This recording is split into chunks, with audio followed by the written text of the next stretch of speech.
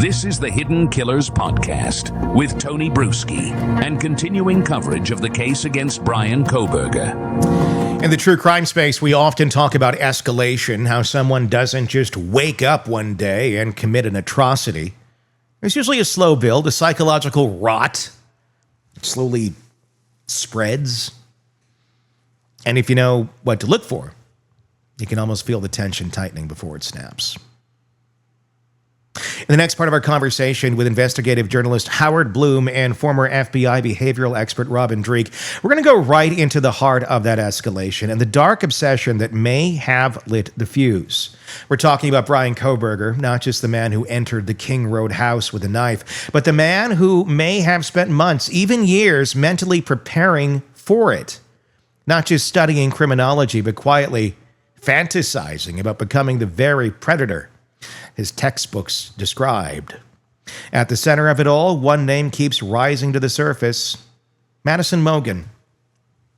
Howard lays out a theory, and let's be clear, it's a deeply informed one, that Maddie wasn't just a random victim. She may have been the object of a toxic, one-sided fixation, someone who symbolized everything Kohberger wasn't: confident, connected, desired, someone whose very existence in his warped mind had to be erased in order for him to feel powerful again. Now, did Kohberger subscribe to full-blown incel ideology? Maybe not in the online forum sense, but in the mindset, the resentment, the perceived rejection, the weaponized inferiority. He checks a lot of boxes. And what's more disturbing is that he seemed to treat this act not just as revenge, but as a twisted experiment, a case study, a performance piece for the professor he admired, Dr. Catherine Ramsland, who literally wrote the books on serial killers. This isn't just about murder, it's about identity, transformation. A man so obsessed with killers that he didn't just study them, he allegedly tried to become one and did. I want to ask about the angle on that a lot of people, including us, have been speculating on as it ties to who you believe is the primary target, Howard, Madison Mogen, but connecting that to the incel ideology that we've spoken of in the past. Obviously, there's a lot of degrees of the incel ideology. Some will argue, well, you need to be part of this community. I kind of feel you can just have the mindset. It doesn't really matter if you're in the community or not. Do you believe Kohberger was in that mindset, that incel mindset of? Well, I'm no psychologist. Sure. I think the term has lots of specific meanings. What I see is that Kohberger saw himself as an outsider. Mm-hmm. I think he very much wanted to be part of the group of young kids that were hanging out at the King Road house. He would have liked to have been like them. He would have liked to have been exuberant, good-looking, playful. He would have liked to have been part of a crowd. Mm-hmm. And yet he was a loner, and he found their fun, the way they were able to navigate through life without any apparent problems, without the internal torture that he was going through. He saw that as a constant rebuke to who he was and to what his fate was. So ultimately, because of that, he decided, I can't let the object of his fascination, Maddie Mogen, live in the world if I'm not going to be part of it. So for my survival, I have to get rid of her to ensure my own continued ability to exist in the world as I'm living. How do you believe his initial fascination, his initial even awareness that Maddie Mogen existed, began? Where did that all stem from? Well, for the record, there's no proof that he followed any of these young victims on Facebook. There's no proof that he ever spoke to Maddie when he went to the Mad Greek restaurant in downtown Moscow. What I believe, and I think we'll find that maybe there was some interaction between Maddie and Kohberger, but it wouldn't take much to set off a spark in him. He was someone, as we said, who obsessions become easily. A heroin addict, able to kick heroin. a poor student able to become a graduate student going for his PhD, grossly obese and able to lose 125 pounds and turn his body into a fortress. He went from swings and swings, this obsessive behavior, and something about Maddie, something he saw in her, lighted a fuse, a dangerous fuse in him. Her blonde good looks, her exuberance, her joviality, and he did not want her to exist in this world. He felt her presence was a constant rebuke to the sort of isolation, to his internment in his own psychosis.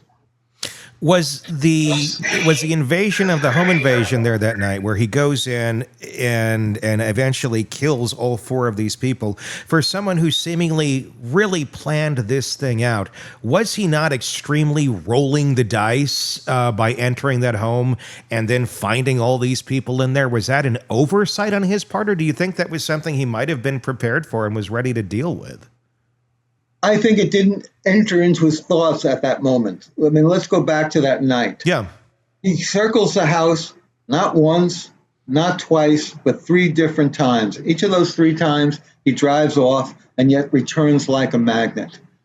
Many people have said he was stalking the house that night. I don't think that was the case. I think he was trying to work up the will to become the monster he wanted to become.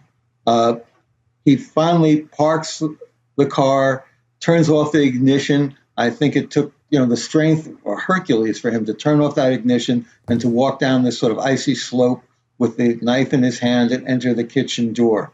I think if he had been thinking clearly, if he had been focused on what was happening that night, he would have seen the row of cars in front. That immediately signals that there are, 4 or 5 people there. He would have seen the dash driver, and he would have, dismissed his plan, come back another night. I don't think he focused at all on the dash driver, on the cars in front. I think he was locked up in his own armory of hate.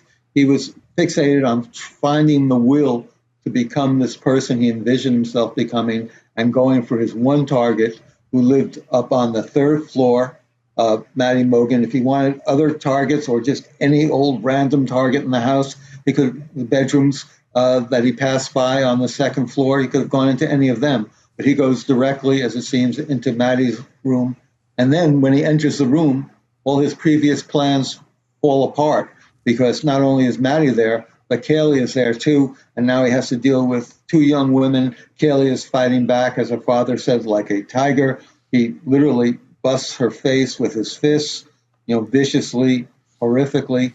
And in all this confusion and in this rage, he leaves the knife sheath behind, and that's what ultimately does him in. Kaylee's fighting back and is leaving the knife sheath behind.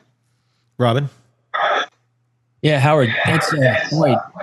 All the focus and the hypothesis with Maddie is really interesting, because you look at the behaviors he had, which a large part of them do kind of insinuate, hey, he's on the trajectory of becoming a serial killer, and some, including myself, hypothesize he would have continued. But at the same time, though, there's other data points that are saying maybe not. So based on the fact that you think he was vengeful against Maddie about her existence because she's everything he's not, do you think he would have killed again if he took out her, or would he find another place to place that kind of rage and resent on someone else? Because a lot of times they're fantasizing, serial killer will fantasize about what they're doing, the individual, keep trophies, and that, and this again, there's elements of this that are just a little off from that. So what are your thoughts on that? Again, everything I say should be put through the mirror of that. I got a B- in Psych 1 at Stanford, and the professor didn't even think I deserved a B. But you got reps. But I think he had transformed himself that night. I think he had become the thumbs up picture. That was the new man he wanted to be. I think the thumbs up picture showed he was proud and enjoyed this transformation. And I think he would have, not very long after this night, again, tried to find that sort of ebullience that sort of pride in who he could be. And He would have killed again. Everyone, you can say he was on Amazon looking to reorder another knife so that in case the police came looking, he would have the evidence there. I think he was trying to buy another murder weapon. I think he enjoyed, quote unquote, the experience in a sick way so much that he wanted to do it again. And that's what really makes me wonder about a lot of this toxic infatuation that he had with Maddie, this idea that, I mean, he did go back onto Amazon, we do know that, to look at getting another knife, never actually made the purchase. One of the things I wondered about very early on in this was, is this a crime where it was, okay, he's going to take the advantage of having an intoxic infatuation about some woman, Maddie Mogen is who it turned out to be, but he was also going to use that in a way to learn, in a way to study how killers function, in a way to be the best that he could possibly be. And then one day maybe stop, or maybe keep going, but be in the shadows because he wouldn't get caught in his mind.